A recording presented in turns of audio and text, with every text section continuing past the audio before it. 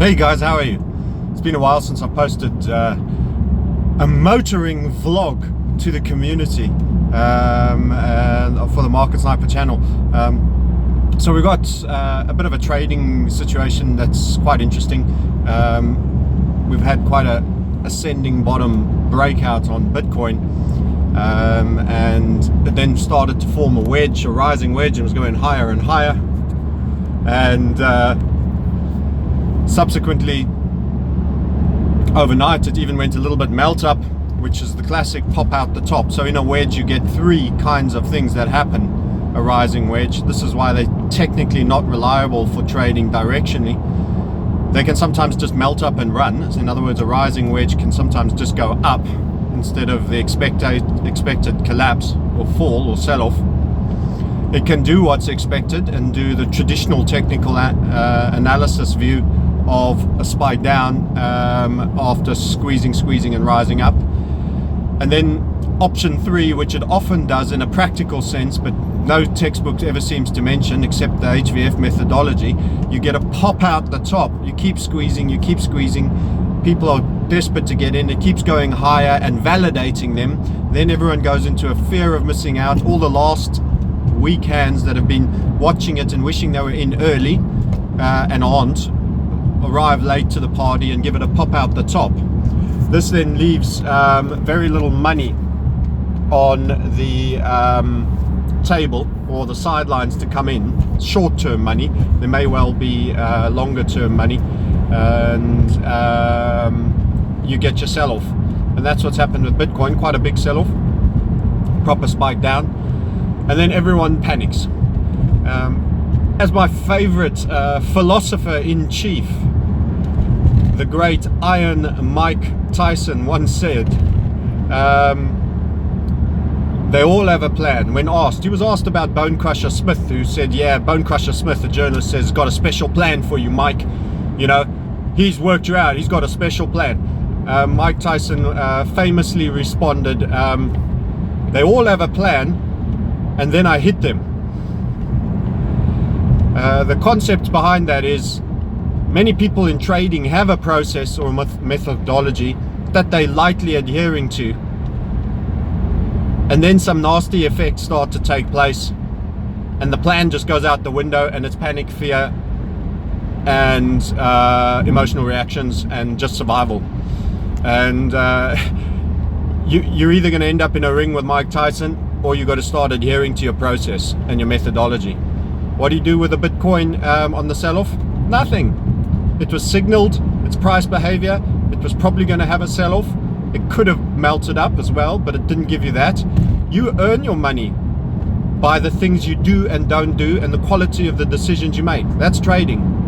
You don't earn your money by lugging cement bags. You don't earn your money by having a stiff back every night for carrying them, doing manual labor and other things. You think it's the big easy. It's a mental challenge. It's a challenge of how good you are in sticking and adhering to your methodology and accepting the outcome, even when that means a stop run. So a stop could be run on Bitcoin, and that setup has failed. And that's just the probability of outcome game, and trading is exactly that. A game of outcomes for which you have no control over the outcome. You only have control over how you elect to react to the outcome. And this is the mindset aspect. You've got to decide what kind of guy you are. Are you going to be panicking and running? If you've got in too big and you're watching that P&L and it's got emotional, you're not adhering to your money management standards, more likely that you're going to be panicked and running out of your methodology. Simple as that. You've turned up the volume too loud and now the ears are aching. You've got to pull the plug. So you've got to always stick consistently to a money management set of rules so that it never gets too emotional. And at the same time, you've got to stick to the methodology. And if you don't have sufficient a methodology, you need to develop one. And you need a real edge, and you need to understand that you have a real edge, and you need to have tested that edge. And you probably want it many years in different markets to be tested. In other words, it should be agnostic if it's a technical game that you're playing. Unfortunately, just about everybody's strategies that I see don't actually long run provide edges. And that's why we have the HVF method. It's taken me 26 years to get to this point, and most don't get there. Not that I'm special, others have found ways. It's not the only way to trade, it's not the only way to make money, but it needs to be a way that's emotionally comfortable for you to stick to. Far better than an absolute brilliant trading strategy is a good one that is one that you are capable of adhering to. A brilliant one that makes an unbelievable amount of money but has a 70% drawdown, and every time you would have panicked and sold, it's no good. It's no good at all.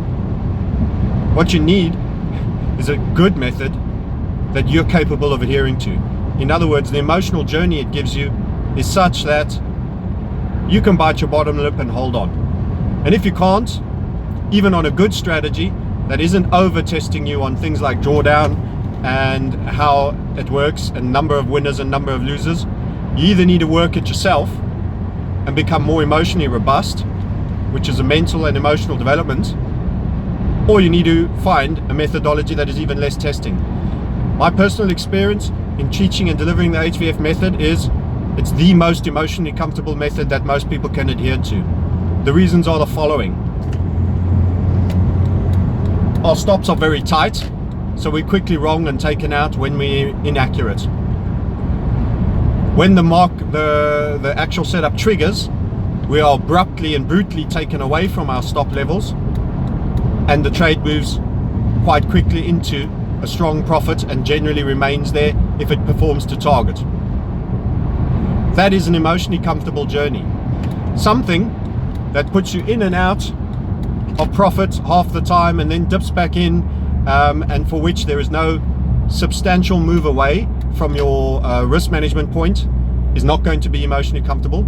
Something that has a high level of drawdown is not going to generally be emotionally comfortable. Something that gives you a shed load of losers in a row before you eventually get one home run, it's not going to be emotionally comfortable. And if you don't go through all the losers and take every single trade and get grinded down, you won't take the one that pays for the rest. HVF method is none of these things. And the emotions and the psychology and your ability to understand and implement needs to be there, and your robustness to the system needs to be there. And this Bitcoin, straight away when the sells, everyone, what do I do? What do I do? You don't do anything. You need to know when the decision is no decision. You adhere to principle. You watch it fall. It hasn't run your stop level. You're not going to be shaken out. You sit and you relax and you leave the screens. Over watching, over fascination, that amplifies your emotional element and eventually gets you tinkering. And that's the key. So a couple of thoughts for you there with Bitcoin, courtesy of Iron Mike Tyson. You've either got to have a plan and make damn sure it's got an edge and you can stick to it. Otherwise, Big Mikey's going to beat you up and you're going to be emotionally responding and running in fear. Anyway, nice to check in with you guys and speak again soon. Those that want to find out more, get in touch on themarketsniper.com/contact us. Have a chat to see if crypto trading and even FX trading or any form of trading is suitable for you, and see what we've been able to achieve for others. And if not, just enjoy the clip. If you like it, share and give it a thumbs up, but if you don't. Speak to you all soon. Enjoy your weekends.